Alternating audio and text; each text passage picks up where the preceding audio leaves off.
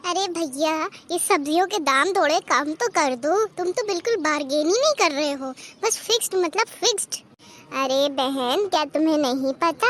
Vladimir Lenin की Bolsheviks party ने civil war जीत ली है और अब उन्होंने सोशलिस्ट सोसाइटी बनाना शुरू कर दी है।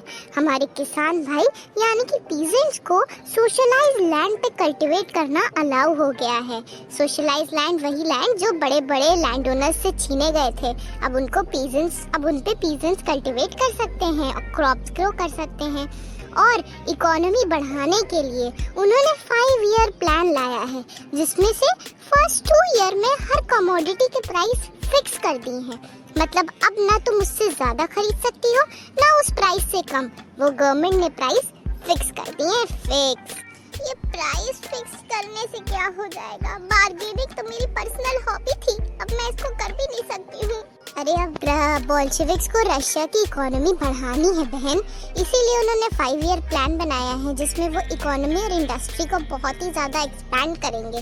और फर्स्ट 2 ईयर में उन्होंने सबके प्राइसेस फिक्स कर दिए हैं। तो बस अब ये इकोनॉमी बढ़ाने का और पैसे बढ़ाने का काम है। अरे जितनी भी इकोनॉमी बढ़ा दें, हर डेवलपमेंट की नींव हम गरीबों के पेट से गुजरती हुई जाती है। हर चीज में हम ही लोगों को सफर करना पड़ता है। वेलकम टू पढ़ाई की पोटली दोस्तों। This is the place where we conquer our concept. हाँ, अभी तक सब्सक्राइब नहीं किया? कर देना यार, चल बेल आइकन दबा देना। सो पीपल, अब बोल्शेविक्स ने सिविल वॉर जीत ली थी और सोवियत यूनियन यानी कि यूएसएसआर उन्होंने क्रिएट कर ली थी। अब नेक्स्ट प्लान था कंट्री की इकोनॉमी को बढ़ाना, कंट्री को आगे लेके जाना, सोवियत यूनियन को वर्ल्ड पावर बनाना। तो इसकी शुरुआत होती है इन 5 पॉइंट से, 6 पॉइंट से, जो आज हम पढ़ेंगे making of a socialist society में। तो ये क्वेश्चन आपके एग्जाम में आ सकता है इस तरीके से कि after winning the civil war what did the Bolsheviks did to strengthen the Soviet Union or to increase the economic importance of the Soviet Union, or to increase the economic situation of the Soviet Union. What did the Bolsheviks did actually? So ये 5 point 6 point बिना शर्म के आप लिख देंगे तो 5 number आपके। So अगर आपने इससे पहले वाले वीडियोस नहीं देखे हैं तो प्लीज अभी जा करके देख लीजिए, लिंक डिस्क्रिप्शन में होगा, आई बटन पे भी आ जाएगा सब। So let's begin with it. पहला point, during civil war Lenin kept the bank and industries nationalise. Nationalise मतलब सेंटर कंट्रोल करेगा उसे, कोई प्राइवेट इंसान, हम और आप बैंक्स और इंडस्ट्रीज को नहीं कंट्रोल कर सकते, वो सब कंट्रोल की जाएंगी बाय द सेंटर। ठीक है, सेंटर यानी कि यूनियन गवर्नमेंट, जो सेंटर में गवर्नमेंट है वही, यानी कि Bolsheviks. Peasants were allowed to cultivate on socialized land. Socialized land मतलब लैंड किसी की प्राइवेट प्रॉपर्टी नहीं है, लैंड सोशल है, सबकी प्रॉपर्टी है और पीजेंट्स कल्टिवेट कर सकते हैं। और ये लैंड उन्होंने जो प्रोजारिस से लिया था, वाइट से लिया था, बड़े बड़े लैंड ओनर्स से छीन लिए थे जो लैंड रीडिस्ट्रीब्यूशन पे, उस पर उन्होंने कल्टिवेट करना शुरू कर दिया। अब process of centralised planning was introduced. ये एक सेंट्रलाइज प्लानिंग करके एक वो था जो कि उन्होंने इंट्रोड्यूस किया था कि कैसे हम रशिया को बढ़ा सकते हैं और एक सुपर पावर बना सकते हैं। सो सेंट्रलाइज प्लानिंग हो रही थी उसके लिए।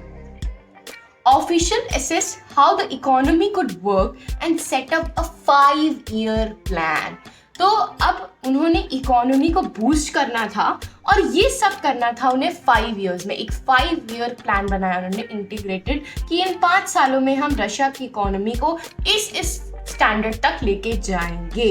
तो ये 5-year प्लान कहलाता है। अभी हमारे इंडिया में बहुत सारे ऐसे 2-year plan, 5-year plan, 10-year plan बनते रहते हैं। वैसे हाँ, आउट ऑफ द कंटेक्स्ट, मेरी एक फ्रेंड है जिसके साथ मैं 9th से पढ़ी हूँ, तो हम लोगों ने 9th में जब ये चैप्टर पढ़ा तो और हमें आगे जा करके वो भी लेना था, तो बहुत पुरानी बात हो गई है, तो हम लोग ने 5-year प्लान बना लिया था कि हम लोग 9 to 12 साथ ही में रहेंगे, because you know the 5-year plan बहुत लेम है। छोड़ो, आगे बढ़ते हैं। तो government fixed all the prices to promote industrial growth during the first 2 years। 2-year plan में गवर्नमेंट ने हर कमोडिटी के प्राइस फिक्स कर दिए मतलब बायर्स ना इससे ज्यादा खरीद सकते हैं ना इससे कम खरीद सकते हैं, वो प्राइस उसका फिक्स है। मतलब आपकी मम्मी लोग वहां जाके बार्गेनिंग नहीं करती है, जो होती है ना इंडिया में, अरे भैया 5 का नहीं 10 का दे दो, 10 का नहीं 2 का दे दो, ऐसे करके नहीं हो सकता है। Prices were already fixed. Centralized planning led to industrial growth, new factories came up. ये जो सेंट्रलाइज प्लानिंग थी इसने मैसिव इंडस्ट्रियल ग्रोथ की तरफ रशिया को लेके गया। बहुत सारी फैक्ट्रीज सेटअप होने लगी, लोग फैक्ट्रीज में काम करने लगे, काफ़ी ज़्यादा अच्छा और इंडस्ट्रीज का वर्क आउटपुट होने लगा इस सेंट्रलाइज प्लानिंग के उससे। काफ़ी ज़्यादा इंडस्ट्रीज अपने पूरे पोटेंशियल पे वर्क करने लगी। So people, by 1929 to 1933, coal, oil and steel में 100% industrial production increase हो गया था just because of those plans and those pointers, and socialism का symbol industries बनने लगी थी। अब posters में और हर जगह में socialism का symbol industries को bolsheviks ने बना दिया था।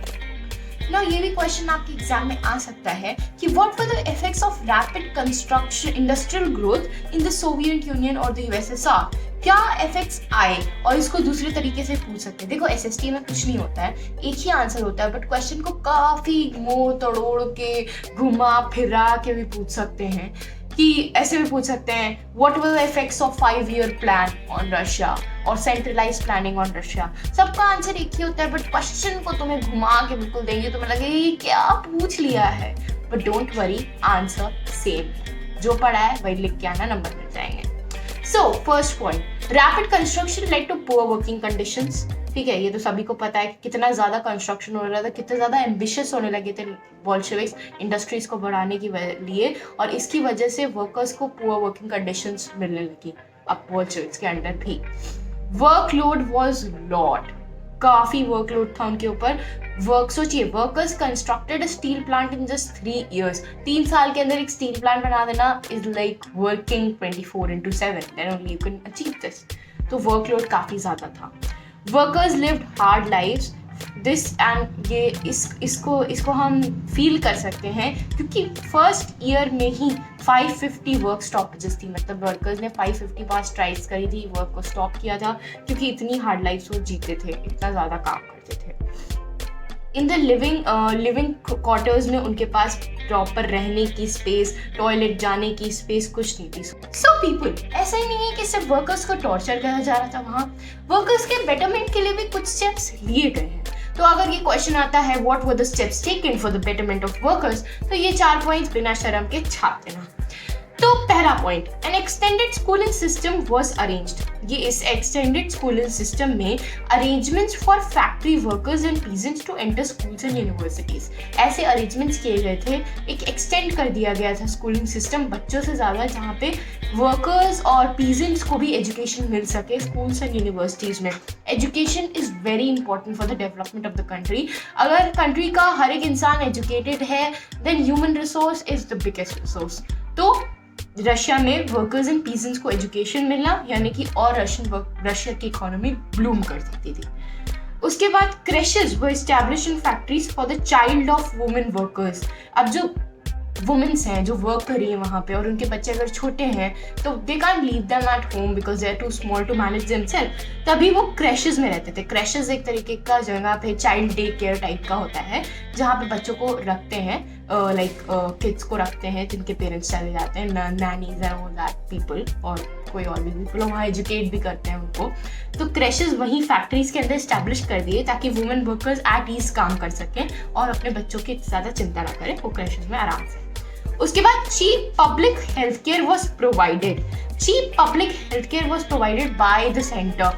मतलब जितने भी बूढ़े लोग हैं उनके लिए एक चीप लाइक हेल्थ केयर की फैसिलिटीज, गरीब लोग हैं उनके लिए एक health care facilities cheap provide करने लगी गवर्नमेंट, एंड वर्कर्स के लिए स्पेशली ज़्यादा, वर्कर्स एंड पीजेंट्स के लिए ज़्यादा cheap public health care provide करने लगी government. Modern living quarters were set up. अभी मैंने आपको बताया इससे पहले कि लिविंग क्वार्टर्स का कितना मच था, लोग एक के ऊपर एक करके सोते थे, 40 डिग्री होता था, काफ़ी प्रॉब्लम्स रहती थी वर्कर्स को रहने और सोने के लिए। तो modern living quarters were set up, नए क्वार्टर्स सेटअप हुए जहाँ पे प्रॉपर फैसिलिटीज मिली वर्कर्स को। लेकिन गवर्नमेंट के रिसोर्स यानी कि गवर्नमेंट के पास पैसा, अभी नई बोल्शेविक्स के पास पैसा इतना ज़्यादा नहीं था, इसलिए जो गवर्नमेंट की पॉलिसीज थी वो अनइवन थी, कुछ को बेनिफिट कर रही थी, कुछ को नहीं भी बेनिफिट कर रही थी, तो अनइवन तरीके से वो पॉलिसीज चल रही थी गवर्नमेंट की। अरे पोटली खनक रही है, लगता है इसमें नया टॉपिक यानी कि नई कहानी आ चुकी है। अब पढ़ूंगी तभी तो पढ़ा पाऊंगी।